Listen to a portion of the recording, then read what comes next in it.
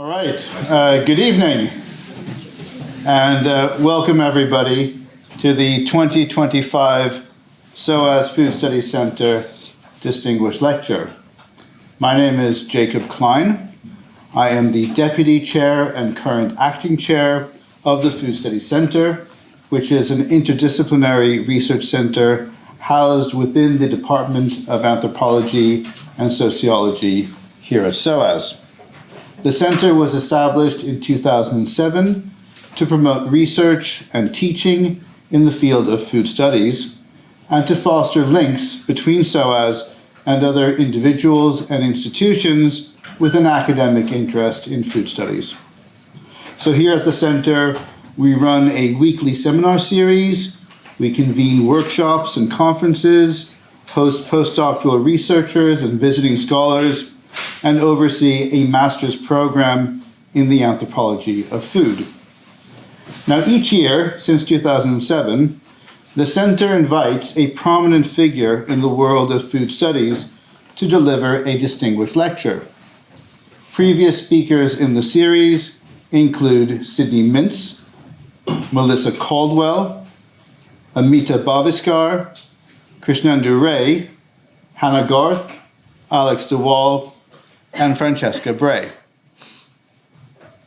Several of the previous distinguished lectures have been recorded and can be viewed via the SOAS Food Studies Center YouTube playlist. Tonight's lecture will also be recorded and made available online. The lecture will last for about 50 minutes and will be followed by a brief question and answer session, maybe 2 or 3 questions. And that question and answer session will not be recorded, so don't worry.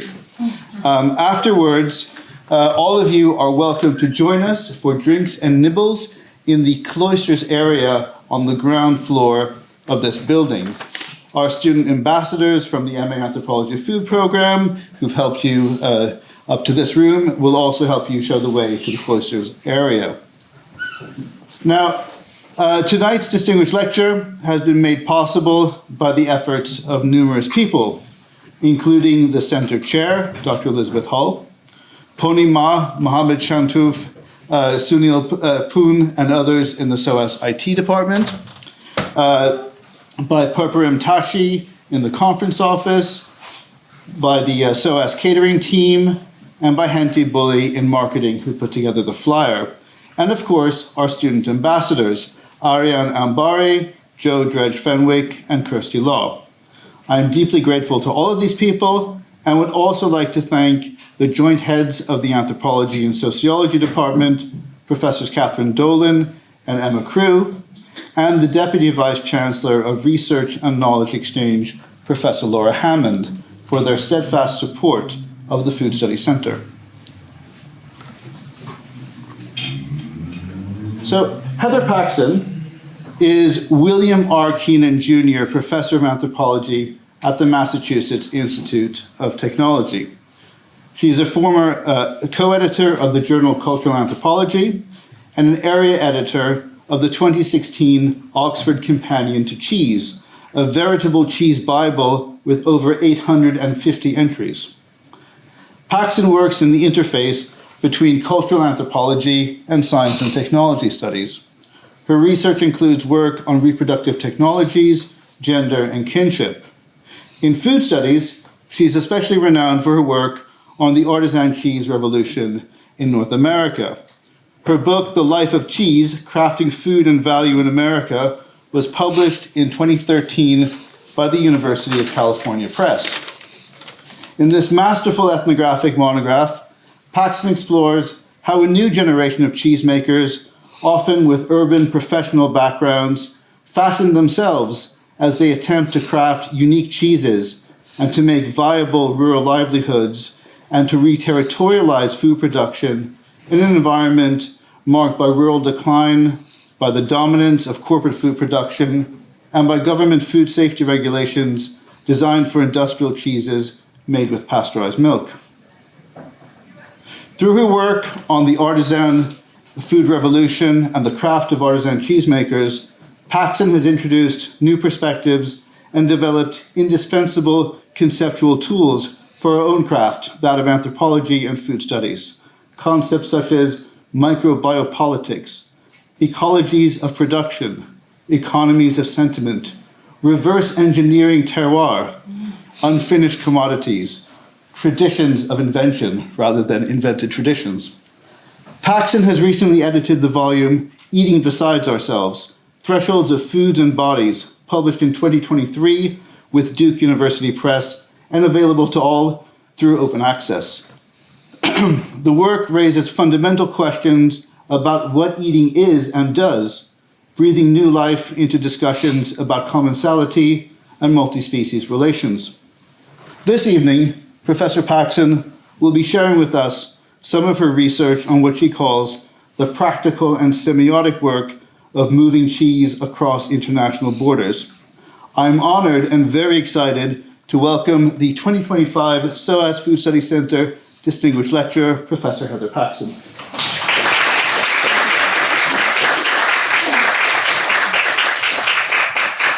Well, thank you, Jacob, for that incredibly kind introduction and the invitation to be here. I am truly honored, and I've had a wonderful day, great session with students, lovely lunch, so just super thrilled. Okay. All right, good. Now we're ready. Cheese. One of my favorite types of cheese is from the Italian Piedmont. Soft ripened, encased in a delicate rind blooming with white geotrichum fungi, robiola is delicious. It's also quite fragile. On occasion over the years, I have spied beneath the cheerful sign promising robiola a slouching, overripe mess speckled with harmless though unappealing mold. Other times, the cheese on offer by that name is so fresh and taut that it could pass as any number of fresh cheeses. Its distinctive robiola-ness has not yet come into being. For years, I have known to stop by my neighborhood cheese shop on Fridays in hopes of finding a robiola in tip-top shape, typical of itself. Friday is delivery day, when a refrigerated truck arrives from New Jersey with the store's weekly supply of items ordered directly from Europe. At least it was. Delivery is always subject to delay, but pandemic-era labor shortages and port congestion, compounded by weather stirred by warming seas, continue to upend much sense of regular rhythm. After years spent researching and writing about the economy and craft of artisan cheesemaking in the U.S., I've become curious about the practical and semiotic work required for cheese and other specialty foods to make their way across oceans and borders to enter the American market from elsewhere. As Julie Seidel writes in Cargo Mobilities, quote, "The major shift that has occurred in the practices of distribution since the mid-20th century is from considering transportation costs as separate to production to including logistics as part of production," unquote. How products travel is now factored into their value formation as commodities. The logic of supply chain capitalism is to keep things moving, but products, the very things made mobile by containerization, are not in themselves fixed and stable entities. Michel Colon and colleagues have theorized products, meaning goods that circulate in capitalist markets, as dynamic processes in continual transformation as they undergo a series of qualification trials in moving from producers to consumers by way of regulatory inspection, wholesale distribution, and commercial retail. In addition to anticipated requalifications via legal codes, currency exchange rates, and market categories, when it comes to perishable foods, agents of product transformation include microbes.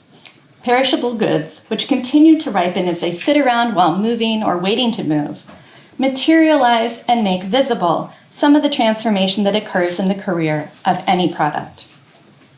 In practical terms, the work of moving cheese aims to preserve the shelf life of a perishable product.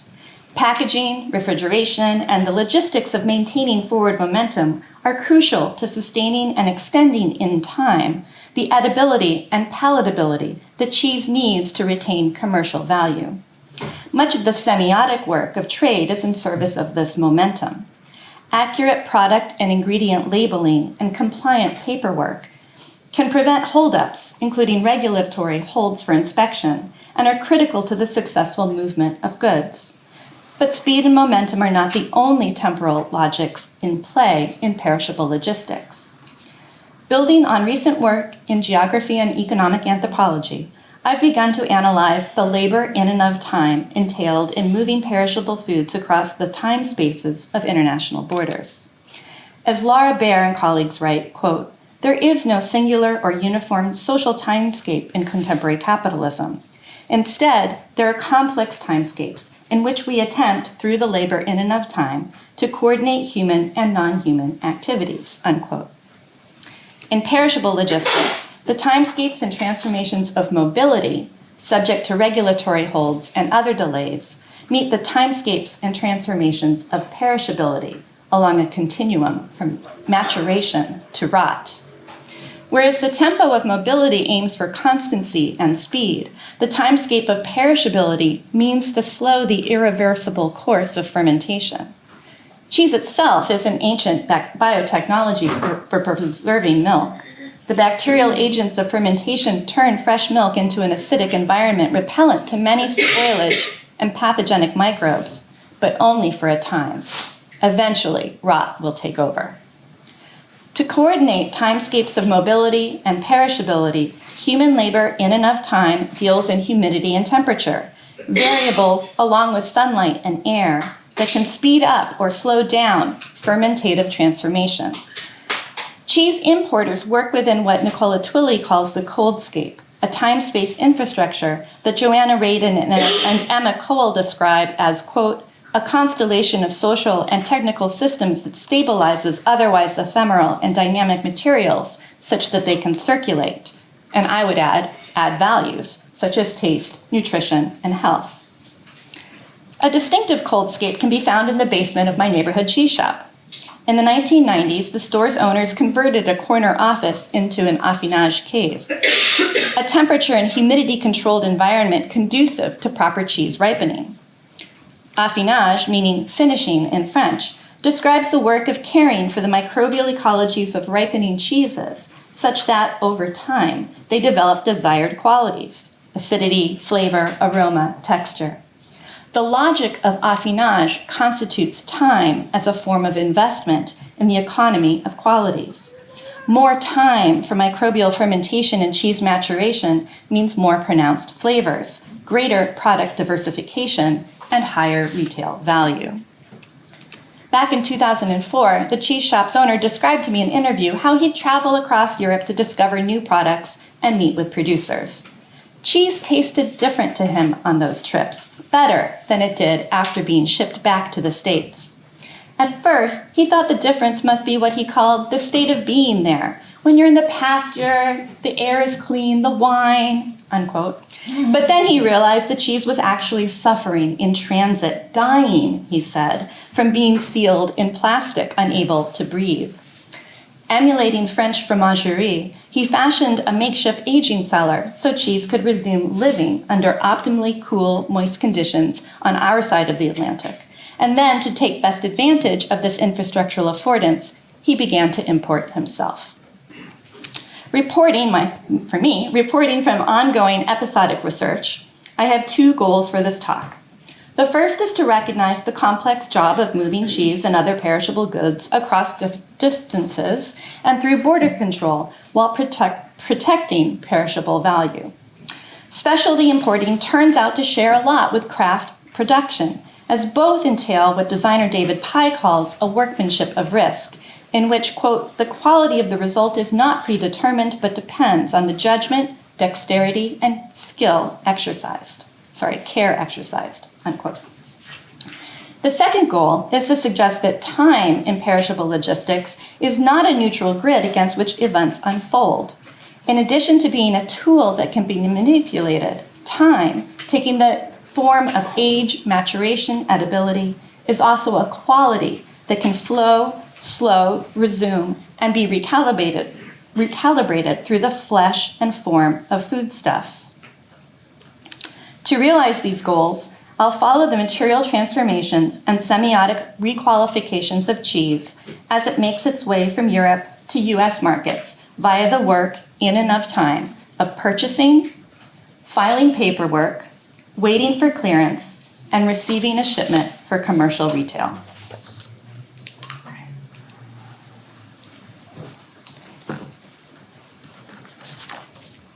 Okay. The job of purchasing, I heard from a purchaser at a wholesale import and distribution firm, is thankless. There is little recognition of a job well done, never praise for having placed a good order, one that accurately anticipates consumer demand 3 to 6 weeks in advance and is able to meet it at the appointed time with products in good condition. But if the firm finds itself with insufficient quantities or inferior quality in its inventory, then the purchaser hears endless grief. The job is to reconcile supply and demand by mediating a range of timescapes: transit time, seasonality. Not only are many cheeses seasonally produced, but cheese consumption is also quite seasonal. For example, orders are vastly larger and more varied before major holidays. And then finally, the fermentation times of various ripening cheeses. Historically, some styles of cheese were made to travel or trade through nomadic mobility. Were made to travel through trade or through nomadic mobility, or to be stored for winter eating, with curds pressed tightly to release watery whey, heavily salted to slow the pace of fermentation, and aged for many months. But other cheeses, like my robiola, were fleetingly seasonal, made after springtime lambing, kidding, and calving, and meant to be eaten fresh, without much aging. Technoscientific developments in perishable logistics, working to meet and expand cosmopolitan tastes, have virtually erased seasonality from globally supplied supermarkets. Today, young cheeses are being asked to travel the sort of distances that previously only aged varieties would have dared to undertake. In any given week, the cheese shop's shipment of European goods might see sturdy Gruyere, delicate Camembert, and virtually indestructible Parmigiano Reggiano, each representing an entirely different microbial ecology with its own timetable and tempo of maturation, all wedged onto the same wooden pallet. Advances in cold chain technology and global logistics help mitigate the differential effects of time and distance on the diversity of microbial ecologies we collectively call cheese. Still, ambitious ordering runs a continual risk of inventory loss. Ordering European cheese made from raw or unpasteurized milk poses a particular challenge. That's because in the US, pasteurization, which is itself a time-temperature relationship, the application of a heat for a set duration of time sufficient to kill pathogens and most other microbes, is the industry standard for cheese safety. By slowing fermentation and cheese ripening over time, pasteurization also extends shelf life. To become cheese, pasteurized milk must be seeded with known strains of commercially available bacterial cultures. Less microbial diversity means less metabolic activity and a slower creep towards rot. Yet for many cheese lovers, the microbial diversity that's removed by pasteurization is precisely what gives raw milk cheese a richer, more complex flavor and maybe probiotic benefits. Importers must weigh whether the fermentation value of raw milk cheese is worth the trade-off of a quicker slide towards rot, as well as heightened scrutiny at the border. To be eligible for commercial entry into the US, the Food and Drug Administration requires cheese made from unpasteurized milk to be aged for a minimum of 60 days at a temperature no less than 1.7 degrees centigrade. Imposing aging as a process alternative to pasteurization, in other words, the 60-day rule requires young cheeses to be made from pasteurized milk. So no Camembert au lait cru Camembert for us in the States, unfortunately. Let me just note as an aside that the 60-day rule dates to 49, and is based on a challenge study that was done using cheddar. So the premise is that as a cheese such as cheddar ages over time, it loses moisture and gains acidity, sharpness, we might say, and thus becomes increasingly inhospitable to pathogens such as salmonella, and that challenge study was done cheddar and salmonella. But the 60-day cutoff is itself arbitrary and microbiologically meaningless for other cheese types and pathogens of concern. So it's not a very scientifically sound standard. And indeed, in Europe, regulation works differently. Oops. Yep, here we go. Camembert au lait cru. There, safety is ensured through hygiene standards, additional process mechanisms such as microfiltration, and product testing, microbiological product testing. Meanwhile, in Europe, a bureaucratic system designed to protect traditional agricultural products from fraudulent competition may require a cheese to be made from raw milk to warrant its name. For example, Valençay AOC must be made from unpasteurized goat's milk and may be sold as early as just the 11th day of maturation. By 60 days, it would be over-ripened to the point of inedibility. How then can Valençay be found, as it is, in some upscale American markets? The answer is that enterprising French dairies have formulated a pasteurized version specifically for US export. Just as AOC Valençay au lait cru cannot be sold in the US, what's available as Valençay in the US could not legally be sold by that name in France. To navigate both US safety standards and French AOC standards, Valençay had to become multiple. Confoundingly, some semi-soft cheeses whose recipes call for aging that's right around that FDA cutoff at 60 days, including Morbier and Taleggio, can be widely found in their countries of origin made either from raw or pasteurized milk. Marc, another importer, offered the example of Charolais, a cylindrical cheese whose AOC version calls for unpasteurized goat's milk and can be sold in the EU after 16 days of aging. When a consolidator in France has to wait until 60 days before launching such a cheese on its transatlantic journey, Marc told me, quote, about 10% of the time it arrives in perfect condition. About 20% of the time it arrives in unsaleable condition. The rest of the time it is more or less overripe and or damaged to some degree, unquote. When an order comes in spoiled, he acknowledged, quote, we just eat that stuff, literally and figuratively. Inventory lost to spoilage when a cheese's fermentation time is overrun, known as shrinkage in the trade, is a cost of doing business that's figured into retail pricing. With some types of cheese, then, purchasers confront incommensurable temporalities that pose a strategic choice. Accept the risk that a legally aged raw milk cheese might arrive in such a depleted state that shipment is worthless, or settle for the gustatory compromise of a more durable pasteurized version.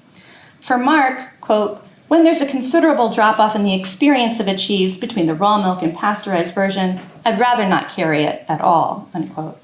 And yet, sometimes, the workmanship of risk can lead to unexpected payoffs.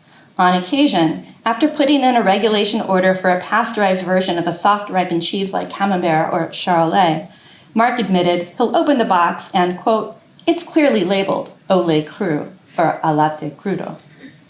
Would he sell the premium, though illicit cheese openly labeled? It's being recorded. All right, paperwork. To better understand, once an order is placed, how foodstuffs make their way from Europe onto store shelves in Boston, I spoke with Tom, who managed purchasing at my cheese shop. Each week, orders of cheese and other specialty foods from across Europe are consolidated at the Rungis wholesale food market outside Paris. At Rungis, a consolidator gathers the cheese shop's orders, prepares documentation for U.S. import review, and packs the shipment onto one or more wooden pallets. The pallets are transported by refrigerated truck to the seaport of Le Havre and loaded into a refrigerated shipping container, or reefer, and the container is loaded onto an ocean liner. Port congestion and ocean storms notwithstanding, and with global warming, storms are increasing in number and intensity. The ship is scheduled to take 7 days to cross the Atlantic. Before it is allowed to dock, every shipping container's digital paperwork is reviewed by U.S. Customs and Border Protection, which forwards relevant information to the U.S. Food and Drug Administration for parallel review. Whereas Customs is concerned with collecting taxes and thwarting potential threats to national biosecurity, including phytosanitary and pathogenic harm to America's agricultural industries, The FDA inspects against market absorption of adulterated, contaminated, or misbranded commercial food products that pose a health risk to human eaters. So that's the division of labor. If all goes well, Tom told me, Customs will release the container upon arrival, and the cheese shop's pallet will be moved to a refrigerated warehouse to await quick clearance by the FDA for pickup by a regularly scheduled refrigerated truck. If a pallet arrives on U.S. soil as scheduled on a Sunday, it can be received in Boston as early as 5 a.m. Friday. The entire voyage from Rungis to the Boston cheese counter takes a minimum of 3 weeks. During much of that transit time, while people are busy producing and processing paperwork, the cheese is sitting still, immobile in refrigerated shipping containers or warehouses, and still ripening, moving forward in time. Scott, another Boston-based importer, assured me that, quote, moving fruit across the border is pretty straightforward so long as you keep up with the paperwork, unquote. But in recent decades, beginning with the 2002 Bioterrorism Act and then the 2011 Food Safety Modernization Act, U.S. regulations have become so complicated that even the smallest importers have had to hire consolidators and customs brokers to keep up with the paperwork and up to speed on ever-changing import restrictions and demands. I sat down with Paul, a customs broker whose office in Elizabeth, New Jersey is one train stop from Newark International Airport. Paul oversees the entry filing or digital paperwork for most cheese shipments that come into the United States. As he stressed, what is screened at the border is not, in the first instance, food. Had FDA officials actually opened Mark's box of Charolais, they would have seen the Au lait cru labels for themselves. Instead, to save time, what is screened is information that circulates in advance of the goods it characterizes. Each week, for every order of goods consolidated at Rungis, importers prepare a digital file listing coded information about each product they're bringing to a U.S. port of entry. There's an art to how you code, one importer said to me, suggesting that where to draw the line between product categories, is this a biscuit or a cracker, he illustrated, can be a strategic matter of interpretation, helping to smooth the passage of goods through border control. To get a feel for this myself, I played around with the FDA's online product code building tool and immediately ran into classificatory trouble determining a class code for robiola. One among a string of 5 letters and numbers that make up the FDA product code, the class code designates product type. Eventually, I found a drop-down menu of class codes for cheese products. Soft ripened cheese made from a mixture of animal milk with a class code of A, standard cheese, accurately describes Robiola Tre Latti, made of 3 milks, but perplexingly, looking at the line just below, a similar cheese made exclusively from goat's milk would get class code C, non-standard cheese product, but not G, soft cheese from goat's milk, whereas a sheep's milk version would be A again. Paul, the customs broker, described the FDA product code as, quote, a very illogical sequence of numbers and letters written, I think, by someone with a very good sense of humor, unquote. Surely, though, it reinforces the exclusivity of expertise, with the cheese trade dominated by a handful of generational firms. Each week, Paul gathers the import files for all of his clients' orders that are at sea and headed to the port of New York, New Jersey, and for each shipping container submits to Customs and Border Patrol what's called a consolidated entry. Each product line of every file contains a wealth of information beginning with that product code, but also the manufacturer identified by FDA registration number and country of origin, the harmonized tariff number and duty rate, and many more pieces. Since today entry filing is done electronically, some pieces of information can be autofilled, but not the kilos, not the cartons or pieces per case, not the vessel name, not the dairy license. All this information goes onto one line, and there could be 75 lines on a consolidated entry. You can't make one mistake, Paul said, or the whole thing gets bounced, referred, that is, to a compliance officer for manual electronic review. As that suggests, initial entry review is not done by a compliance officer. Instead, to speed things along, entries undergo automated review by a government risk-based analytic tool called Predict. Predict electronically screens entry lines and generates risk scores for each product offered for entry. Taken into account are the inherent health risk of a product type, so identified by that product code, the country of origin, compliance histories of both manufacturer and importer, so the more errors a broker makes, the more attention their entries will continue to attract, and the results of FDA site inspections of foreign food-making facilities, which is an entirely other story. An automated may proceed message waives low-risk products into U.S. commerce without further review or delay. And something like 70% of food products offered for import qualify for automated clearance before their vessel arrives in port. But cheese entries, deemed inherently high risk for bacterial contamination, are rarely given an easy pass. Considering that 60-day aging requirement for raw milk cheese, I imagine that pasteurization might be a manufacturing process worth indicating for import review.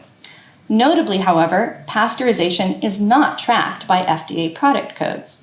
Instead, compliance officers and PREDICT must deduce the use of raw milk through prior knowledge of particular cheeses. And actually, it's way more complicated than that. It's really complicated. But one of the big import, there's a blanket import restriction on soft and soft-ripened cheeses from France, and it's been in place since 1987 following an outbreak of listeriosis, I think it was. Yeah, listeria. And so the default is no, except this is like a portion of the C, the French cheeses that begin with C, right? There's a lot of cheese.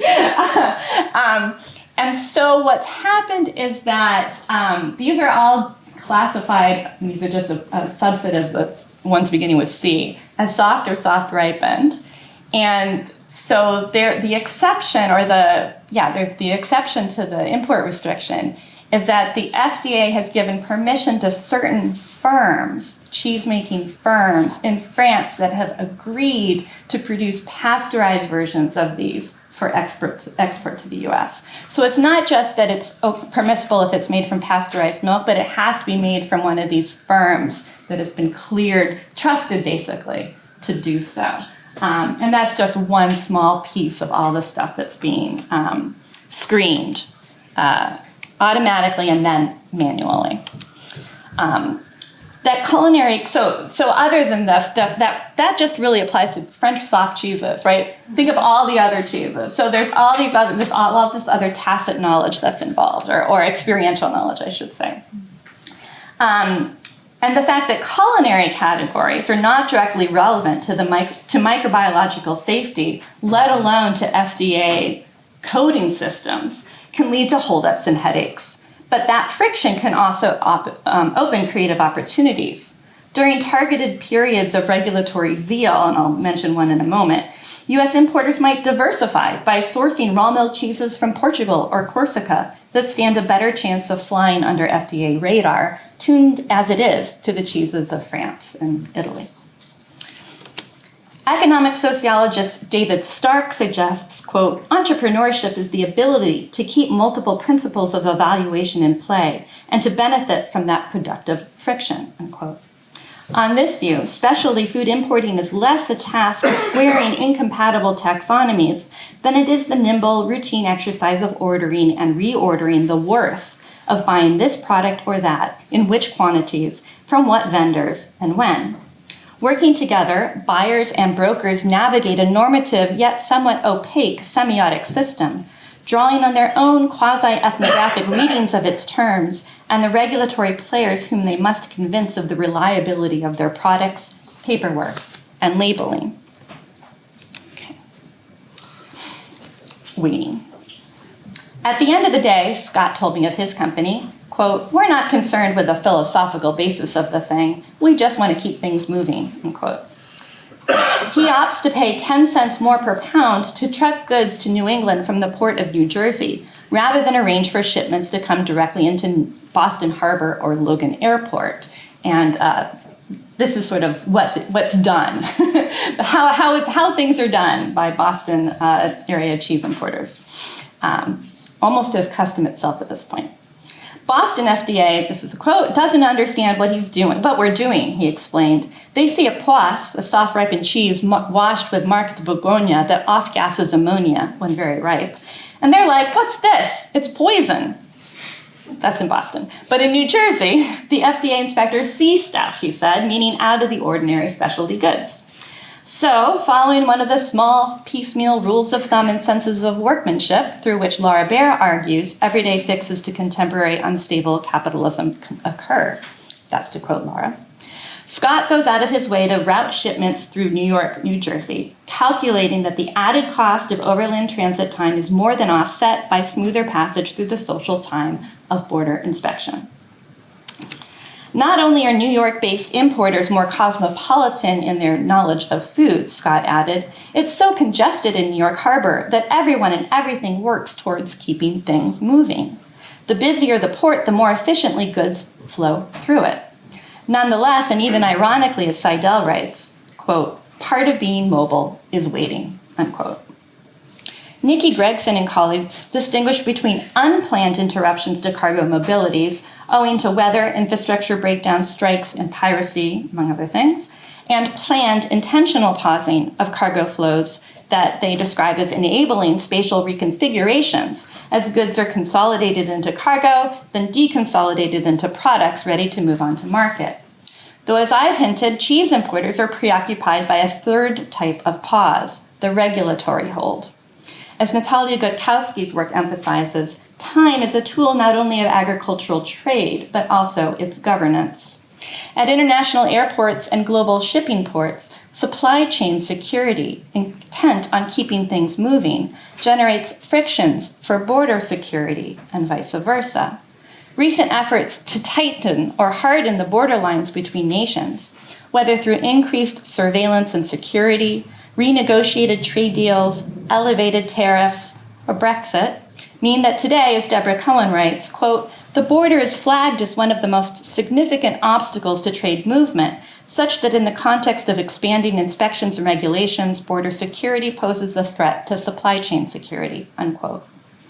When Predict bumps a cheese entry for a suspected violation, the compliance officer may demand an English translation of some form or a replacement for a handwritten invoice, prompting Paul to get on the phone with his counterpart in Paris. A file that's subject to physical review can then be held for a misplaced label on a shipping box. Too much to the right or to the left, not in the center, I heard, or when the font size isn't right. Once, one of Paul's clients spent a full day in a chili warehouse putting little stickers on containers of feta because someone in Greece printed a version of the ingredient label that was missing the batch number. And during all of this, inside those boxes in refrigerated warehouses, friction between mobility, permissibility, and perishability strains the limits of affinage. In the decade before the COVID pandemic, the most challenging period for cheese importing in the States occurred during an 18-month stretch beginning in early 2014. Thinking to harden the U.S. border against harmful introductions of listeria prone to residing in soft-ripened cheeses, the FDA held hundreds of shipments of raw milk cheese for bacteriological testing as part of a risk assessment study to review that 60-day aging rule. In all, the FDA collected and tested 1,133 samples taken from raw milk cheeses held at the border while in import status, which is the liminal status of articles in the admissibility process prior to their release into commerce. So on U.S. soil, but not in commerce, right? While awaiting test results from a representative wheel, an entire shipment of cheese remained stuck on hold. That was a big deal, a US-based director of import with a multinational cheese corporation told me. We were talking over an espresso at his company's pavilion at the 2016 Food Expo Cial, the world's largest food industry event held annually outside Paris. The testing was challenging for importers for two reasons. It upended their inventory calculations, and it put perishable products at risk of irredeemable quality loss. The first problem had to do with disrupting the usual rhythm of purchasing. Seasonal supplies and holiday demands are predictable temporalities that purchasers anticipate weeks, if not months, in advance. Defying reason, the FDA's random sampling ramped up during the peak fourth quarter period of the fiscal year, wreaking holiday havoc with unanticipated delays. David's company warehouses sufficient inventory stateside to cover one shipment on hold, maybe two. but 3 or 4, he asked rhetorically. It was very disruptive. And just recently, another little aside, the cheese shop has been bracing for the possible resumption of a dock worker strike that was anticipated to be across the whole eastern seaboard in the US to resume on January 15th this week. Contract negotiations that had been unfolding over the fall had snagged on automation. And so in anticipation of a likely strike that was put on hold again, basically for another stretch last week, they planned to pause in their ordering so that they wouldn't. Yeah, they had a planned pause to try to hedge against what they suspected would be an unplanned pause. The second, more material challenge from that FDA challenge study was that the second, more material challenge the FDA action posed concerned the extended pause in the goods' forward momentum. Writing of pauses in the circulation of shipping containers due to port congestion or lack of space at some point in transit, Seidel suggests, quote, "a pause is truly dead time for these objects," unquote. But when what's contained within is alive with microbes, a pause in mobility continues to carry perishable goods towards decay. There is no truly dead time for a fermented food kept at regulation temperature. During the surveillance testing, importers were forced to watch as fermentation and commercial value leaked from stationary pallets. When a cheese shipment is put on hold for physical inspection or microbiological testing, pallets are moved to an exceptional zone, a space of jurisdictional limbo that serves as a legal threshold where goods are held on U.S. territory without also entering U.S. commerce. The specialty cheese world's exceptional zone on the East Coast is centered at Larkin Cold Storage, a refrigerated container station and bonded warehouse in Long Island City that facilitates the import clearance and distribution of more than 150,000 pounds of cheese a week. In controlled conditions to preserve perishable value, Larkin held pallets of cheese for as long as 6 weeks during that FDA challenge study. And after all that, results of the study were inconclusive and did not lead to revised rules. We're still stuck with it. My point for now is that during transit, with its punctuated wait times, products are far from stabilized. Prices fluctuate, labeling requirements change, import alerts are updated, contraband may be introduced, officers call for microbiological testing, cardboard boxes disintegrate, perishables rot. Use and exchange values alike are subject to modulation, sometimes in predictable ways that can be anticipated and hedged against through entrepreneurial skill and creativity, but sometimes not. Okay. Receiving cheese. If the broker's job is to move products across borders, negotiating timescapes of mobility and security, and the warehouser's job is to slow the erosion of fermentation value during pauses in the forward momentum of trade, it becomes the retailer's job, if successful in claiming inventory, to salvage worth. Further requalifications may be necessary to account for what happens when a perishable good's progression in time, its maturation, will not wait while its movement in space is delayed. For a stretch of time a few years back, I noticed at my neighborhood cheese shop a rare absence of sheep's milk cheese from the Pyrenees. It's another cheese I like. It turns out that for 2 months, a shipment was stuck somewhere in the Caribbean, owing to some problem with paperwork. Eventually cleared to enter, the cheese arrived in pretty rough shape from lack of care. Its thickened crusts were tending to crack, but after a couple days of air and attention, most of it was made saleable. Cheesemongers could explain to knowing customers that despite looking funky, the cheese was still delicious. And this is indeed from the basement cave in the cheese shop in my neighborhood. And I just want to explain about the butter. Yes, that's a big stick of butter in the corner. So the butter is a tool of affinage. When rinds do dry out and crack in a cheese, like a hard cheese like that, the butter can be smeared into the crack, and kind of like a Band-Aid, and the rind microbes, the microbial mat that constitutes the rind, will sort of not not fully fix it, but we'll, fix it a bit and prevent it from drying out underneath. To see for myself in what shape a transatlantic shipment might arrive, early one Tuesday before the pandemic, I met Tom and Isaac, the owner, at the cheese shop's warehouse on the edge of town. I had been on call the previous Friday, but for whatever reason, the pallet hadn't made it onto the morning's truck. By the time I arrived at 5:30 a.m., the truck had departed and the week's shipment from Rangy stood in the middle of a brightly lit room. As Tom paged through the accompanying paperwork, Isaac cut away at the plastic wrap encasing the tower of boxes piled high on the pallet. Stacked on a prep table were a few crates containing a variety of soft cheeses from Italy, including some individually wrapped and tied prettily with ribbon, as well as a set of smaller cheeses dusted with vegetable ash. I thought the latter were looking a little elderly. Working their way down the pallet, Tom called out the expected order for each product in numbers of cheese or jars of jam, and Isaac verified that all was accounted for. They counted a number of fresh-looking Robiola Trelati. I was in luck. No goat, Isaac observed.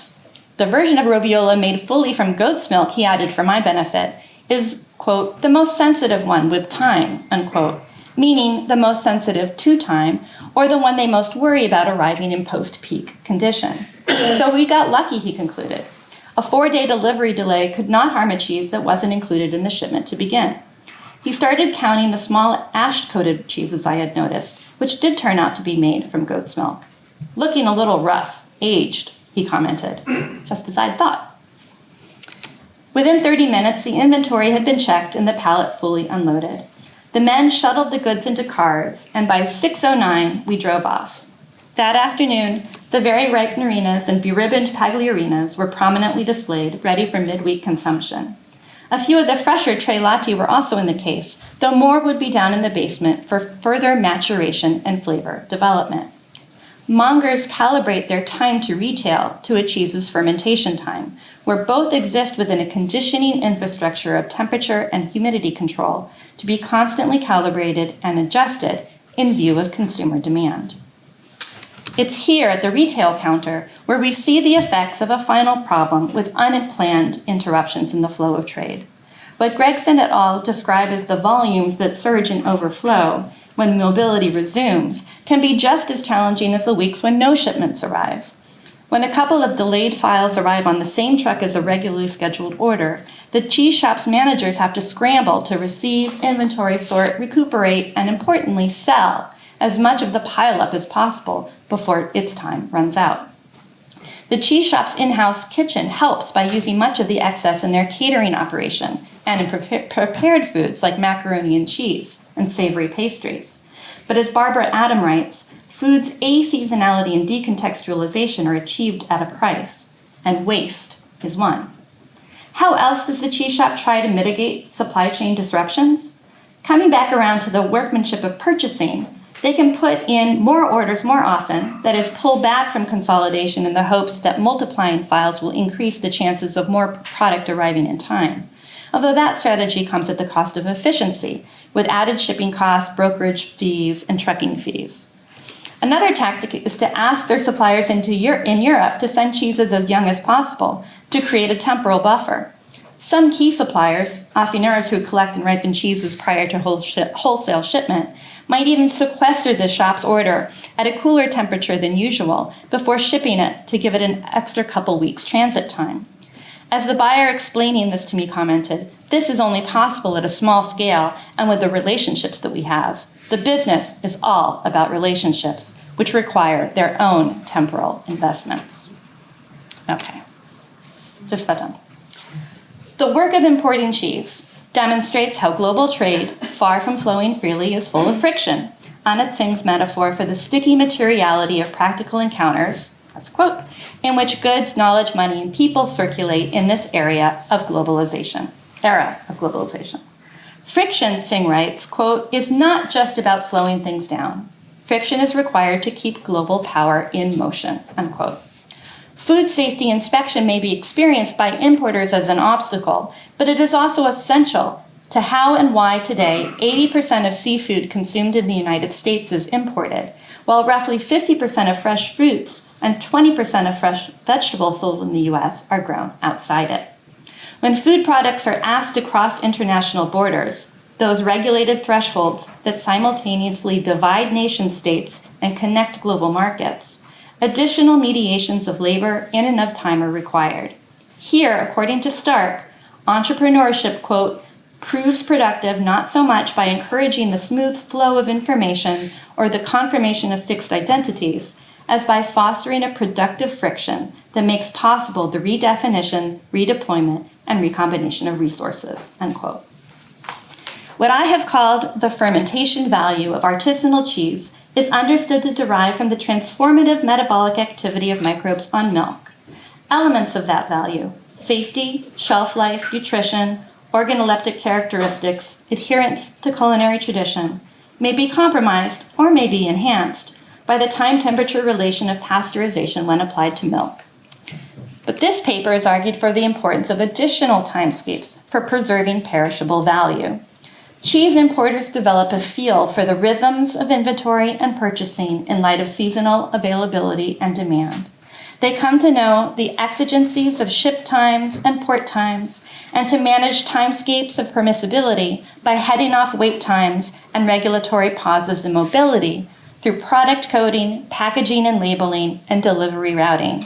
Across all of these coordinations, they remain attuned to the temperature and humidity adjustments that constitute affinage, the finishing of cheese. In contrast to those place-based, value-enhancing elements commonly regarded as contributing terroir qualities in select agricultural products, the temporal elements of trade I've described here are not widely considered to be constitutive of food's material qualities. They are bracketed, at least by consumers. By peering into the black boxes of brokerage, containerization, and warehousing, we can begin to see how techniques of managing fermentation along the cold chain, affinage en route, we might say, demand the strategic temporalization of mobility to make importing perishable foods, hopefully, worthwhile. Time, then, is both a tool and a quality in the production, distribution, regulation, and sale of cheese, over which buyers, brokers, mongers, and cheesemakers may gain mastery, but never absolute control.